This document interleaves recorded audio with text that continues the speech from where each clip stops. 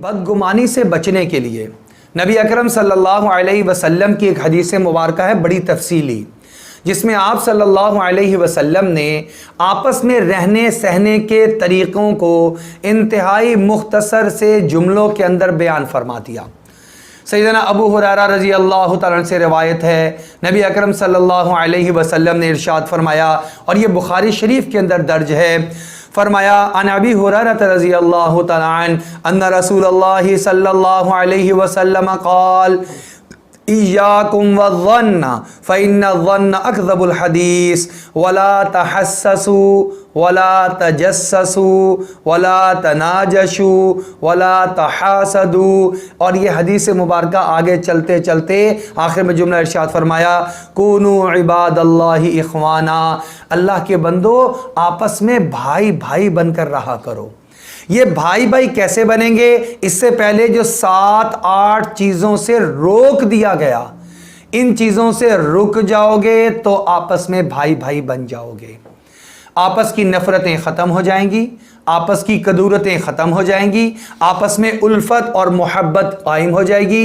وہ کیا چیزیں ہیں جن سے منع فرمایا گیا؟ سب سے پہلی چیز تو ارشاد فرمائی ایاکم والظن، دیکھو تم ہمیشہ اپنے آپ کو بدگمانی سے بچا کر رکھنا، بدگمانی سے بچا کر رکھنا۔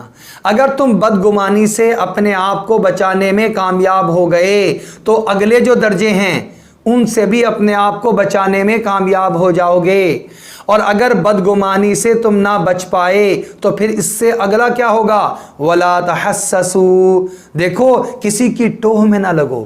جب بدگمانی پیدا ہوگی تو اگلا قدم یہاں پہ رکے گا نہیں معاملہ، اس سے اگلا قدم اٹھے گا، انسان دوسرے کی ٹوہ میں لگ جائے گا۔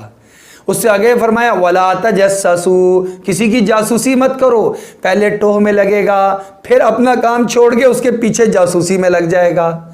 اپنے کام سے زیادہ فکر اس بات کی ہوگی کہ اس کے کاموں کو چیک کروں یہ کیا کیا کر رہا ہے۔ اپنا سارا روٹین، اپنی ساری چیزیں غارت کر کے بیٹھ گیا، اس کے پیچھے پیچھے پھری جا رہا ہے، یہ کہاں جاتا ہے، کس سے ملتا ہے، کیا کہتا ہے، کیا کھاتا ہے، یہ اپنی زندگی کو اجیرن کر دیا۔ وَلَا تَجَسَّسُوا، تم جاسوسی مت کیا کرو۔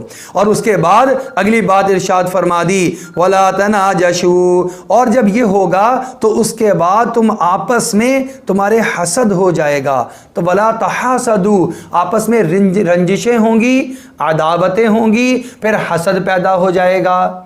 حسد پیدا ہو گیا تو پھر معاملات اور آگے بڑھ جائیں گے، اور یہ بڑھتے بڑھتے دشمنیوں کے اندر تبدیل ہو جائیں گے۔ تو آپ صلی اللہ علیہ وسلم نے ارشاد فرمایا وَكُونُوا عِبَادَ اللَّهِ إِخْوَانًا، اللہ کے بندو تم آپس میں بھائی بھائی بن کے رہو۔ یہ بھائی بھائی بن کے رہنا ہے تو یہ پہلے سارے امور سے اپنے آپ کو بچا لو جس کا آغاز بدگمانی سے ہوتا ہے۔ لہٰذا ہمیں اپنے آپ کو بدگمانی کے موقع پر ہی کنٹرول کرنا پڑے گا۔